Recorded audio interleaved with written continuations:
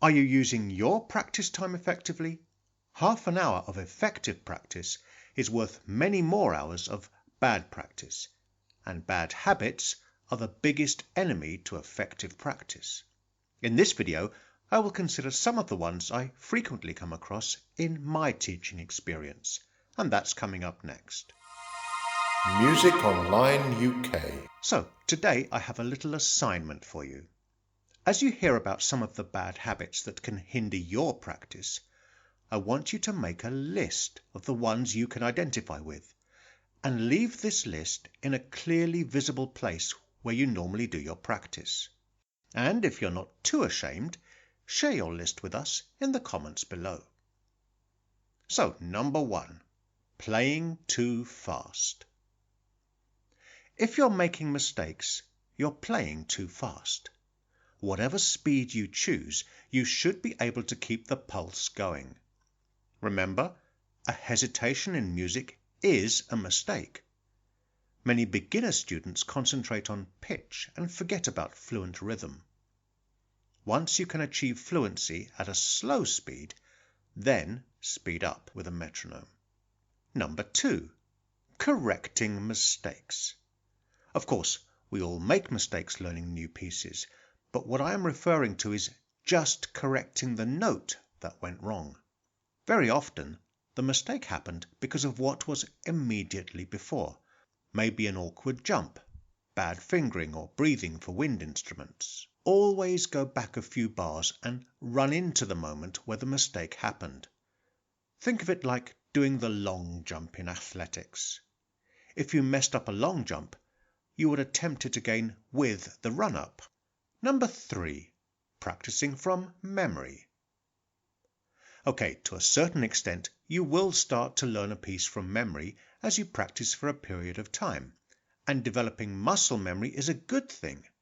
However, the danger starts when you stop noticing what is on the page, so that will increase your chances of forgetting what's really written in the music.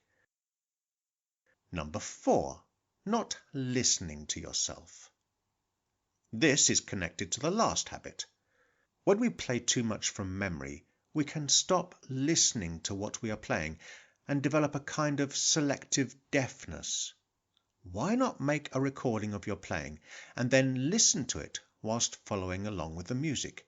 You might be quite surprised at what you hear that you never noticed while you were playing. Number 5, always going from the beginning. The beginning of a piece is probably what you started learning first, and so you know the best. It has had the most practice, and so logically needs the least. It would be a better idea to start your practice from the newest section of the piece that you have done the least work on. Then, when you play the whole piece from the beginning at the end of your practice, as a kind of performance, it will redress the balance where the part that needs the most practice gets the most practice.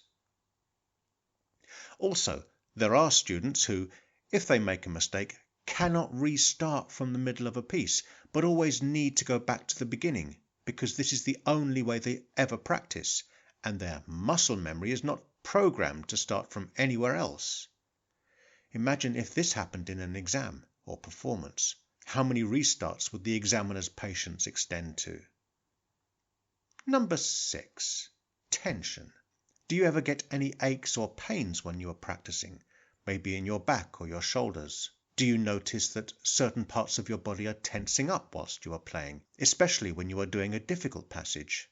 Do you lean into the music intensely, as if being closer to the notes on the page make a technical passage somehow easier? Always try to focus on being relaxed, and if you notice any of these signs of tension, reduce the speed so that you can play without tension before speeding up again. Number 7. Involuntary body reflexes. I have some students who have developed various involuntary body responses while playing, such as a tongue sticking out when playing a technically difficult passage. Now, while these may or may not affect your playing, it could be yet another sign of tension. They might distract from a musical performance. In a moment I'm going to play you a little extract from one of my lessons where a student adds a sniff at various places in the music to help keep the timing. But before you go, please let us know in the comments below if you identify with any of these habits or if there are any others that are worth a mention. So here is an excerpt for Cruella de Vil for grade 6 piano, rearranged for piano and sniff.